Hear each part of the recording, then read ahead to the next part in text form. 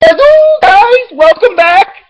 This is History of Digimon Digital Monsters Season 1, Episode 16. This will be about Episode 15 of Season 1.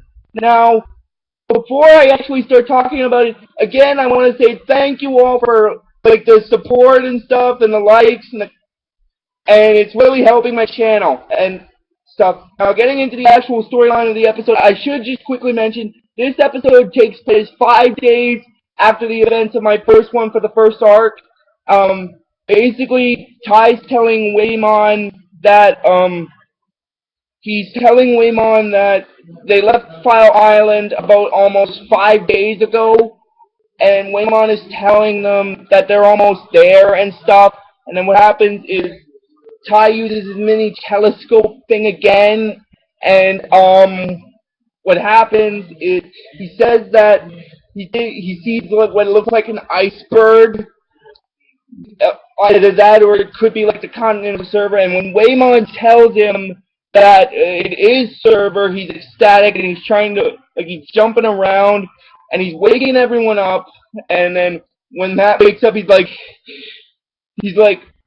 I was only resting my eyes. And then Joe's like, well, your eyes were snoring pretty loudly. And then he tells them that what happens is he tells them that they're going to be at land in a few minutes, and TK's excited about that. He's like, I feel like a bed that didn't move because they were all sleeping on Waymon when they were in the ocean. And when Pagumon tries to wake up Mimi, she tells them that they're gonna land on a big continent, and Mimi's she's telling them that no, she's still sleeping, and she said that she's getting a pedicure, which is kind of funny. But when they get to where the island continent is, what happens is when Mimi tries to come off, she says that the jumping off there is a little too extreme sports for her. She was wondering if there's a way she could get airlifted onto the island and stuff like that.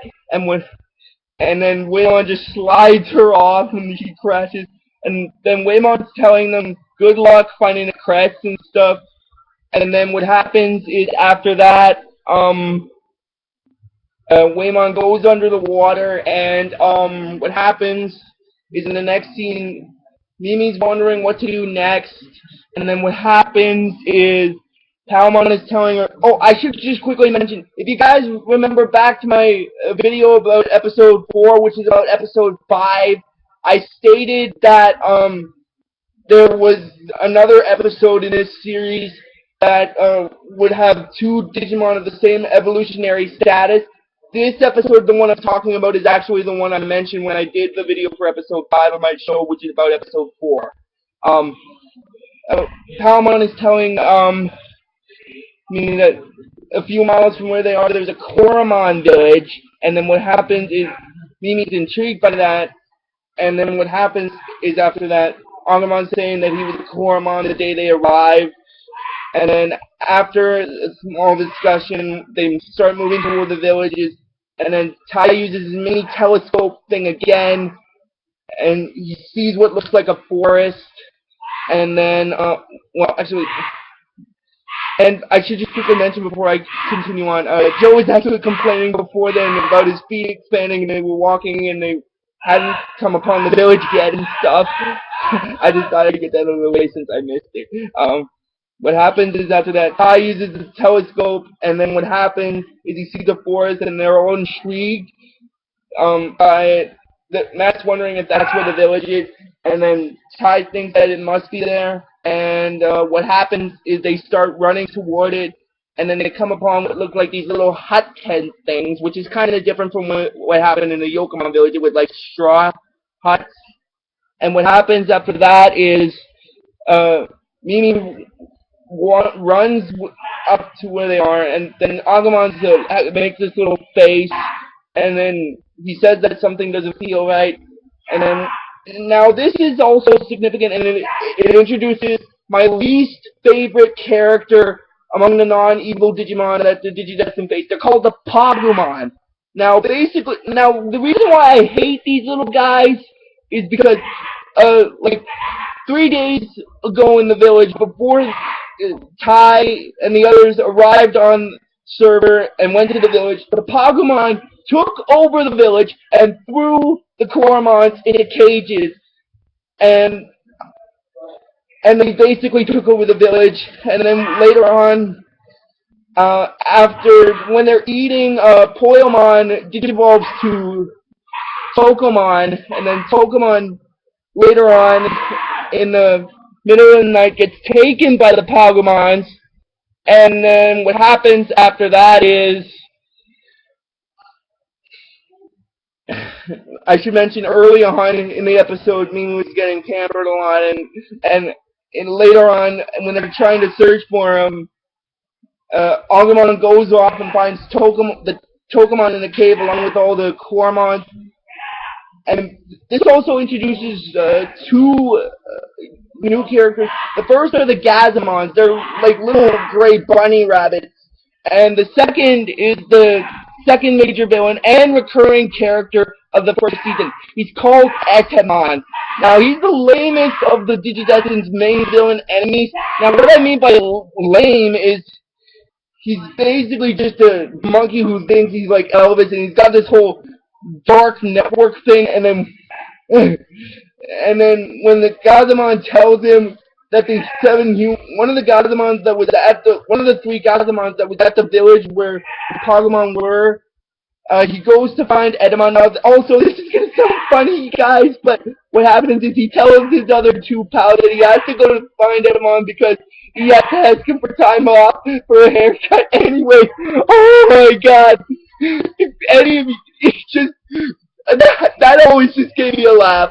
And later on, when Etemon's character bio is introduced, Tentamon is saying that there's nothing like entertaining about Etemon because he has the power to control anything like electronic, like through his little dark network and stuff. And what happens is, after that, when Etemon says that the humans will be here soon and stuff like that, the Gazimon that went to find him informs him that the 7 kids are already on the server, and that this is the Pagumon village since like yesterday. And then Etemon freaks out, and then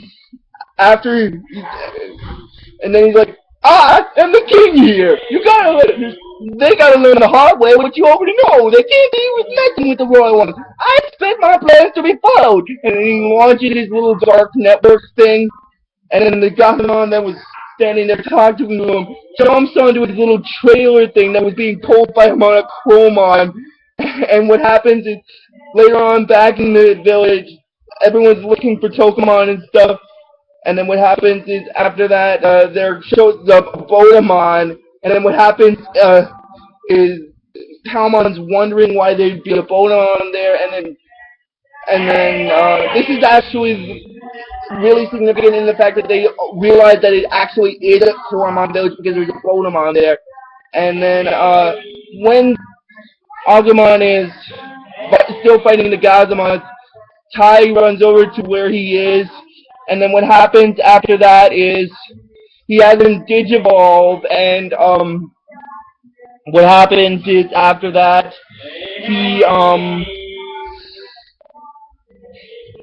Greymon manages to expunge get rid of the 2 Gazimon that were attacking him when he was Agumon. And then what happens after that is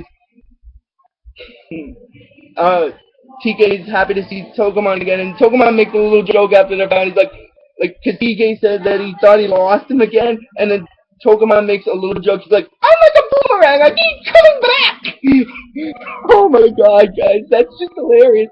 And then, after they release the Koromon from the cages, Etemon shows up, and then later on, they all try to make the Digimon digivolve, but then Etemon uses his dark power network to cause them to go back to their rookie forms. And then what happens is, well, just Agumon and Gabumon, I should say. Anyway, then Agumon says that Concert Crush took their power, and then Tentamon's wondering if rock and roll has that effect on humans in their world. And then Sora kind of makes a little joke about that. She's like, only on our parents. And then what happens is Izzy's wondering if there's no way to fight this monster. And then this kind of references what happened early on in Season 1, Episode 15 of my show, which is about Episode 14.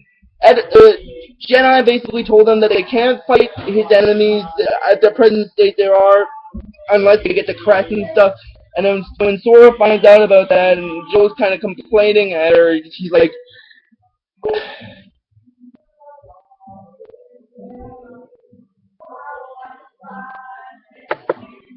Joe's kind of complaining at her. He's like, I guess it's just I think it's just a little too late for that, Sora. And then what happens is the Koromon take um the Koromon take the kids to a part of to a place where they say is a safe place that they hide whenever something like bad happens to their village and stuff. And then Ty's crest glows, and then the crest shows up on his thing. Now, before I finish this episode, I just want to mention what his crest is called. It's called the Crest of Courage, basically.